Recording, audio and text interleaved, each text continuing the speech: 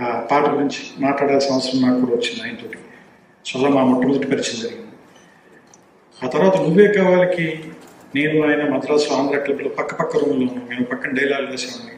పగలంతా ఆయన పడుకునేవారు. రాత్రిపూట ఆయన పాటలు రాసేప్పుడు నేను కూడా పక్కన కూర్చునేవాడిని. ఆయన గురించి వెంకటకొండ గారు నేను ముందు మాటలో ఒక మాట రాశాను, ఉన్మత్తావస్థలోకి వెళ్తే తప్ప కొన్ని మనం సృజించలేమని అనిపిస్తుంది.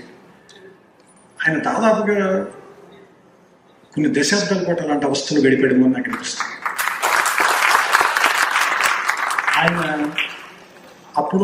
ఆయనున్న కాలంలో కానీ, ఆయనున్న ప్రాంతంలో కానీ, ఆయనున్న సమాజంలో కానీ, అప్పుడున్న వ్యక్తులతో కానీ ఆయన లేడు.